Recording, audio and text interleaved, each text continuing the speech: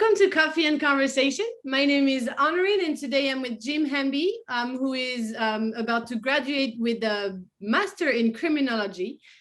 Jim, welcome. Welcome to Coffee and Conversation, and thank you for being with me today. Well, thanks so much, Honorine. I really appreciate you reaching out and inviting me to join you today. Of course. So my first question for you is, can you introduce yourself? Sure. No problem. So I guess I'm probably not your typical graduate student. No, you're not. No, I think there were a couple of colleagues at my age that were in the classes with me, but most of the other folks that were there were still in their professional careers. I decided to use my GI Bill to go back to my alma mater because I actually attended Florida State in person from 1982 to 1986, getting a bachelor's in criminology, then spending the next 30 plus years in the military and the government, moving all over the world, and went back. I didn't do it for a job. I didn't do it for a career. I didn't do it for promotion. I did it because I was interested and because I like to stay busy. And it was a great thing to be productive during the COVID lockdown. You said that you basically did this master because it was locked down and to kind of get yourself busy. So why did you decide to stay in your own field of criminology? Because you already had a BA, and it's not like you needed it for your job, Right. Instead of doing something completely different that you had an interest in. Yeah, so I've been exposed to a lot of different things over the last few decades. I'm sure. And I actually did some executive education at the Harvard Business School and stuff. So I've taken a large number of public administration, graduate level courses at other institutions and stuff. I don't ever plan to be like a policeman or anything like that, but I just find it very interesting, especially on the behavioral side of things and what are known as risk factors and the aspects of what causes people to do things that are considered delinquent or crossing the line into criminality. I just find it interesting. It is definitely interesting. Awesome. And so did you have a research project during your master, or it was more like project based? Yeah, no, what I did was I did the Master of Science program there at FSU, remote, completely online, distance learning, which actually I was afraid of at start because when I went to FSU the first time, I didn't even have a computer. We were still using typewriters and stuff at that point. So I wasn't quite sure what I was throwing myself into here with the use of Canvas and Zoom and all these things, but I actually loved it. I thought it was great. I encourage anybody who has interest in doing it to give it a try. It's actually pretty cool. I hate the fact that I don't know what my professors look like or what they sound like or any of those types of things. I mean, I'd like to actually meet Professor Beaver someday, one of the criminology professors. He was a very cool dude to deal with, but it was all remote, I do not have an appetite to do what you're doing and seek additional degrees. But there are some questions that I have developed about that I have specifically with regard to the pandemic, with regard to COVID, not so much the disease, but stressors that people around the world faced and are still facing, whether it was, fear, anxiety, loss of jobs, the stress of the death of a family member or loved one, economic stress, whatever it is in somebody's life, it wasn't normal, obviously.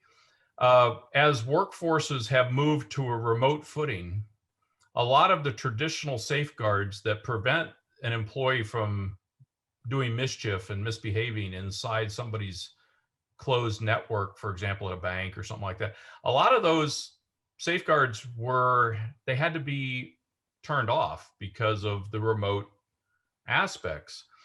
So in the insider threat world that I deal with, helping companies design and build programs to counter insider threats, I believe that generally these things are created because of life events and life stressors.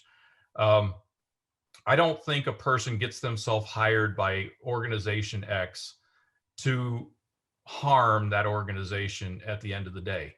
Mhm. I think what happens is they get hired because they're the right person for the job. They want the job. The organization wants them because of their skill set or whatever. They're doing the job, and then there's this thing called life that happens.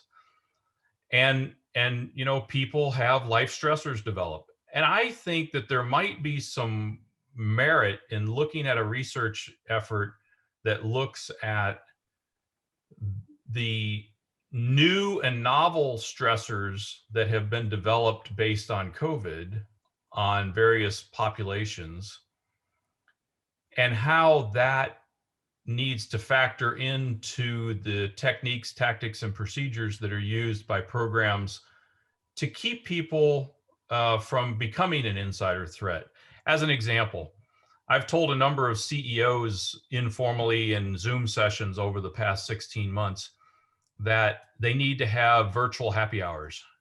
And I said, you need to make it very small. You need to not have the leadership of the company involved, no CEOs, no C-suite types, first line supervisors, people who actually know the employees, and put a business rule in place that says no business is allowed to be discussed at this Zoom call. It's all about the person. It's all about how's everybody doing in more of a health and welfare check-in, but make it fun, make a Jimmy Buffett theme or whatever it is, right? Because if you start talking about business, people are going to think you're just doing it because, well, you have to do it because of business. You're not really interested in them.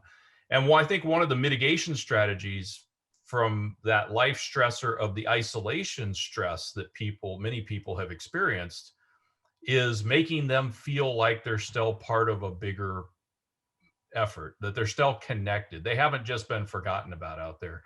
And it's doesn't cost you anything. It's a real simple mitigation strategy that maybe makes your workforce feel like they're still connected, even if they are having to work remotely. Because a lot of companies are not going to go back to a brick and mortar operation. They have found that, why do I need to pay the rents on those brick and mortar businesses when we can do this way? Yeah, I've heard that a lot, even from friends who are not CEOs, but they have a little company, and they said, it's working well at home, and it's so expensive to rent, that why do I need the building? And then it started this whole conversation, because I'm not the CEO of anything. I'm the one who works at home. And I said, it's not always easy to work at home, because and I think that's why companies like it. It's you work more.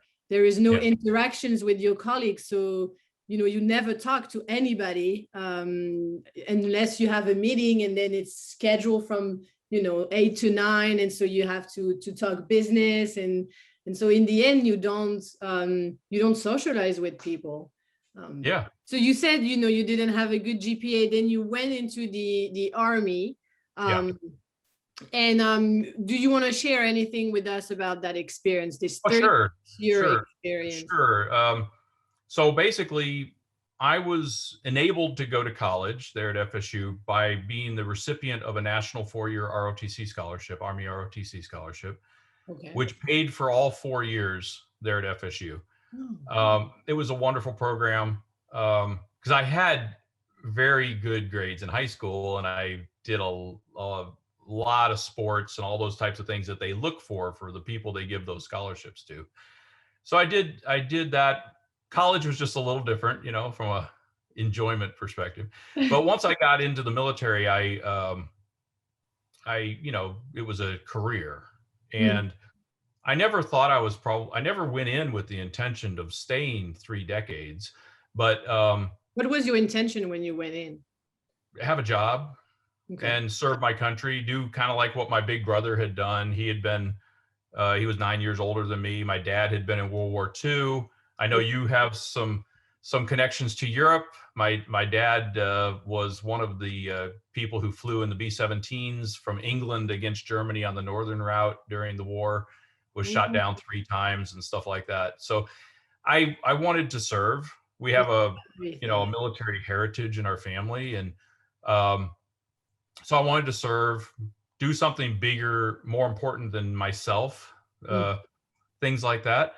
and I just found a home there. It worked for me. I started as an infantry officer, which what that means for anybody watching who isn't familiar with the term infantry, that's more of like your traditional Army person. It's a person out carrying a weapon, out in the field, engaging with the enemy type of concept. Okay.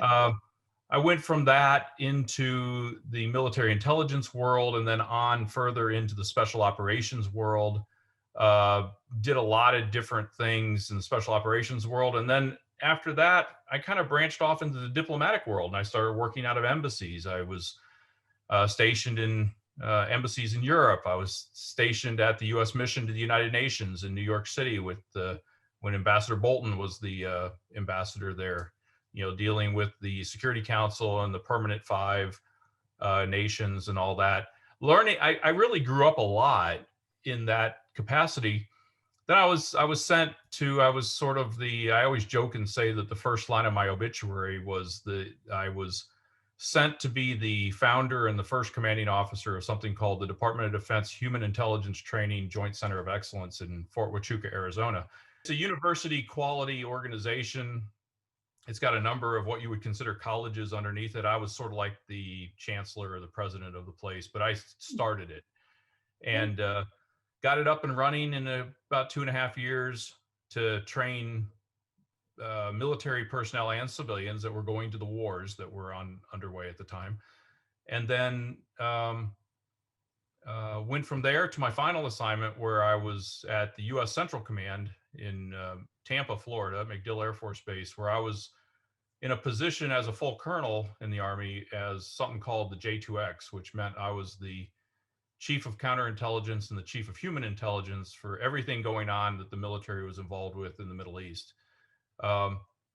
Left there and did something briefly in industry for a while, but then went back to government as a civilian, again, supporting the Department of Defense and the intelligence community, both in Washington and abroad, and just had a great time, really did. It was nice to be part of something bigger than myself, but it was probably in the latter part of my career where I got to use some of the knowledge that I had gleaned at Florida State in my Bachelor of Science in Criminology in a couple of roles where I served as an intelligence community advisor to some elements at the White House that dealt with the whole of government effort during the Obama administration for dealing with law enforcement issues and terrorism issues and connecting ecosystems and things like that, working with international partners, stuff like that. Got to do a lot of that. And then, now I'm just this has-been who has retired twice and is now doing his own thing and going to Florida State. Well, not anymore. I guess I'm done now. So. And so for my last question, how do you see yourself in 5 years from today? Well, 5 years from today, I will be 62. Okay. So I hopefully will still be doing some of the same types of things that I've got going on. Okay, it would be to retire. I'm not looking to put any pressure on my son at all, but it would be wonderful if I could be a grandfather at some point. That would be nice. But he's not married at this moment or anything, so no pressure there. But I just want to keep contributing. I just want to continue to help good people that are trying to do the right thing and have fun along the way. Now that COVID is starting to calm itself down a little bit, hopefully we're going to get to start traveling again pretty soon. There's a whole region of the U.S. that we've not seen out around Montana and all that. So we hope to get out there in the next year or two. This is so interesting. You've traveled the world, but not the U.S. Yeah, exactly. But, I'll still be probably doing very similar things that I'm doing right now. And hopefully I'll continue to help folks. I mean, one of the folks that I help with training is I train, as I mentioned, some of our special operations people like Navy SEALs and Green Berets and people like that. And I always I'm not going to, speaking as a soldier now for a second, I'm not going to deploy into harm's way anymore. That's not going to happen. So if I can somehow help prepare those that are, that's actually quite rewarding for me. Well, thank you so much for your time and for this great conversation. What a life you've had in a career that's very impressive. So thank you for sharing that with us today. And I wish you good luck with your company and with your family and with everything going on in your life. Well, you too. And again, thanks a lot for reaching out, inviting me to be part of this discussion today. I just want to close by saying, if there's anybody out there who is considering to go to Florida State as a graduate student in the criminology arena or wherever, and you're concerned about doing it via distance learning, or you're concerned about going back to school after a number of years, just do it. You'll love it. It was a great experience. I can't thank FSU enough. It was really a great experience for me. Well, that's the perfect way to conclude. Thank you so much. Okay, bye-bye.